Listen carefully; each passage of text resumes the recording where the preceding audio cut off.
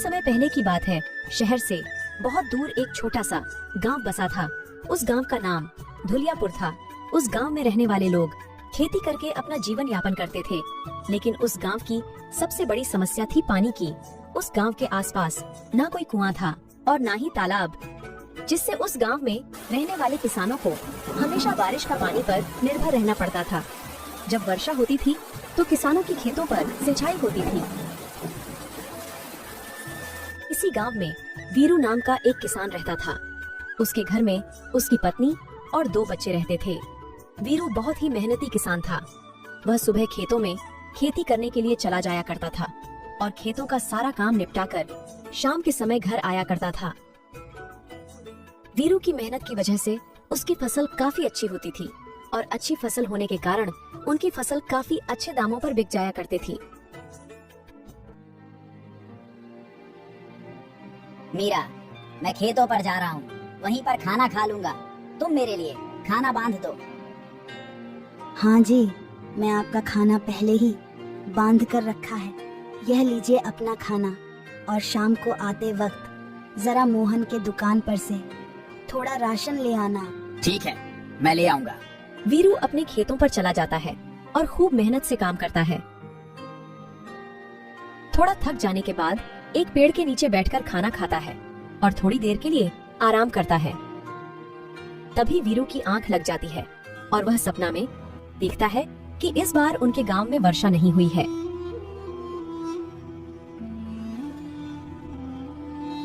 और सभी किसानों की फसल वर्षा न होने के कारण उपज नहीं पाई। इस सपने से वीरू की आंख खुल जाती है। हे भगवान, मैं यह सपना देख रहा था। यह कैसा सपना था? अगर वर्षा नहीं हुई तो मेरे सारी फसल बर्बाद हो जाएगी। नहीं नहीं, ऐसा नहीं हो सकता। हर साल तो वर्षा होती है, इस साल भी वर्षा जरूर होगी। या मेरा बस सपना ही है। ऐसा सोचकर वीरू वापस अपने घर जाने लगता है। तभी वह देखता है कि गांव में कुछ लोग बातें कर रहे थे। अरे, मैंने सुना है इस बार कुछ गांव में वर्षा नहीं होगी, जिसमें हमारा गांव धुलियापुर का भी नाम आता है। टीवी पर न्यूज में दिखा रहे थे कि इस साल कुछ गांव है जहां पर वर्षा नहीं होगी। तुम क्या बातें कर रहे हो सोनू भाई? अगर वर्षा नहीं हुई तो हमारे खेतों में फसल कैसे लगेगी? और अगर फसल नहीं लगेगी तो हम खाएंगे क्या? क्या कह सकते हैं? अब तो लगता है भगवान का ही सहारा है, वही कुछ कर सकते हैं। भला हम गरीब किसान क्या कर सकते हैं इसमें? हमारे गांव के आसपास कोई कुआं या तालाब भी नहीं है कि जिससे हम अपने खेतों की सिंचाई कर सकें। हम तो केवल वर्षा के पानी पर ही निर्भर हैं। अगर वर्षा होती है तो हमारे खेतों में सिंचाई होती है, जिससे खेतों की अच्छी फसल आती है। और अगर वर्षा ही नहीं होगी तो सिंचाई कहाँ से होगी और फसल कहाँ से आएंगे? हे भगवान, यानी कि मेरा सपना सच था। अगर वर्षा ही नहीं होगी तो मेरी फसल कहाँ से उपज पाएगी? नहीं नहीं, ऐसा नहीं हो सकता। मुझे कुछ ना कुछ तो सोचना ही होगा। अगर फसल ही नहीं होगी तो हम खाएंगे क्या? एकमात्र फसल ही है हमारा सहारा, जिससे हमारा जीवन यापन होता है। और अगर वही ही नहीं उपजी तो हमारे पास तो और कुछ नहीं है फसलों के अलावा। नहीं नहीं, मुझे तो कुछ उपाय सोचना ही होगा। ऐसा कहते हुए वीरू घर को चला जाता है। आ गए आप, बैठिए, आपके लिए खाना दे देती हूँ। आप इतने परेशान क्यों दिख रहे हैं? क्या हुआ? मीरा, गांव के लोगों का कहना है कि इस बार वर्षा नहीं होगी। इस बार गांव में अकाल पड़ने की संभावना है। अगर ऐसा हुआ तो हमारे फसल तो उपज ही नहीं पाएगी, और फसल नहीं उपजी तो हम खाएंगे क्या? ए जी, ये तो बहुत बड़ी समस्या है। अब हम क्या करेंगे? वही तो मैं सोच रहा हूँ, कुछ ना कुछ तो करना ही होगा। हाँ ठीक है, हम कुछ ना कुछ सोच लेंगे। पहले आप खाना खा लीजिए। वीरू का परिवार एक साथ बैठकर खाना खाता है और सभी सो जाते हैं। पर वीरू की मानो जैसे नींद ही उड़ गई थी। सारी रात वह ये सोच रहा था कि अगर वर्षा नहीं हुई तो मेरी फसल का क्या होगा। नहीं, मैं ऐसा नहीं होने दूंगा। मेरी फसल बर्बाद नहीं होगी। मैं जरूर फसल लगाऊंगा, और वर्षा नहीं हुई तो क्या हुआ? कुछ ना कुछ तो उपाय मैं जरूर निकालूंगा। वीरू ऐसा सोच ही रहा था कि तभी वीरू का ध्यान सोनू के बातों पर जाता है। अरे मैंने सुना है इस बार कुछ गांव में वर्षा नहीं होगी, जिसमें हमारा गांव धुलियापुर का भी नाम आता है। टीवी पर न्यूज में दिखा रहे थे कि इस साल कुछ गांव है जहां पर वर्षा नहीं होगी।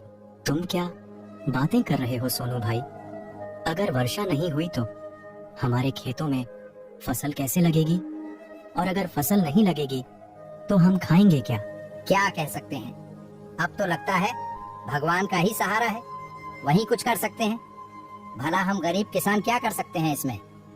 हमारे गांव के आसपास कोई कुआं या तालाब भी नहीं है कि जिससे हम अपने खेतों की सिंचाई कर सके।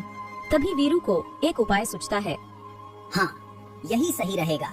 मुझे गांव के कुछ और लोगों की भी सहायता चाहिए होगी। अगर वह मेरी मदद करेंगे तो यह काम जरूर सफल रहेगा। सबसे पहले मुझे गांव के मुखिया जी से बात करनी होगी। हाँ, सुबह होते ही मैं इस बारे में मुखिया जी से बात करूंगा। सुबह होते ही वीरू गांव के कुछ लोगों के पास जाता है। मेरे प्यारे किसान भाई, जैसे कि इस बार सुनने में आया है कि हमारे गांव में वर्षा नहीं होगी, तो ऐसा में हमारे फसल नहीं हो पाएगी और हमारा पूरा परिवार भूख से तड़पता रहेगा। हमें कुछ ना कुछ तो करना ही होगा। कह तो तुम सही हो, पर भाई हम कर ही क्या सकते हैं? मैंने एक उपाय सोचा है। हमारे गांव में एक भी कुआं या तालाब नहीं है।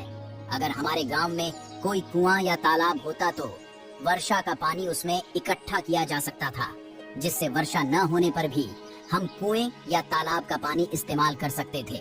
लेकिन हमारे गांव में कोई कुआं या तालाब ही नहीं है। हम सब मिलकर गांव में एक कुएं की संरचना करनी होगी। इसके लिए हमें गांव के मुखिया जी से बातें करनी होगी। हाँ भाई, तुम सही कह रहे हो, ये तो बहुत बड़ी समस्या है। हमें इसके बारे में मुखिया जी से बात करनी ही चाहिए। फिर गांव के सभी किसान गांव के मुखिया के पास जाते हैं और मुखिया जी को अपना विचार बताते हैं। हाँ किसान भाइयों, यह तो तुम सही कह रहे हो। गांव में कोई कुआं या तालाब न होने की वजह से किसानों को बहुत से कठिनाइयों का सामना करना पड़ता है और गांव के सारे किसान केवल वर्षा के पानी पर ही निर्भर है। अगर हमारे गांव में कुआं होगा तो वर्षा न होने पर भी लोग अपने खेतों की सिंचाई कर सकेंगे। तुम ठीक कह रहे हो वीरू भाई, हम कल से ही गांव में कुआं खोदने का काम शुरू कर देते हैं। तुम सारे लोगों को मिलकर गांव में एक कुआं खोदना होगा और जमीन की चिंता मत करो। मेरे घर के पास पीछे वाले बगीचे में तुम सब कुआं खोद सकते हो। सारे किसान इस पर सहमति जताते हैं और अगले दिन से ही गांव में कुआं खोदने का काम शुरू हो जाता है। कुछ ही दिन में कुआं खोद कर तैयार हो जाता है और बहुत गहराई तक कुआं खोदने के बाद कुआं में पानी नजर आता है। पानी को देखकर सभी किसान भाई बहुत खुश हो जाते हैं। सभी किसान ये बात गांव के मुखिया जी को बताते हैं। मुखिया जी भी इस बात से बहुत खुश होते हैं। वह मेरे किसान भाइयों, तुमने तो कमाल कर दिया। आखिरकार तुम सबने मिलकर हमारे गांव में एक कुआं खोद ही दिया। अब तुम सारे किसान मिलकर बारी बारी से सिंचाई करना, इससे तुम्हारी फसल की अच्छी सिंचाई हो जाएगी और कुआं पास में होने की वजह से पीने का पानी भी लोग यहीं से भर लिया करेंगे। इस तरह इस बार धुलियापुर गांव में वर्षा नहीं हुई, लेकिन वर्षा न होने के बावजूद भी गांव के किसानों को ज्यादा फर्क नहीं पड़ा, क्योंकि अब गांव के किसान बारी बारी से कुएं के पानी से अपने खेतों की सिंचाई कर लेते थे। थोड़ी ही दिनों में गांव के किसानों के अच्छे फसल हुई और इस तरह धुलियापुर गांव फिर से खुशहाली से भर गया।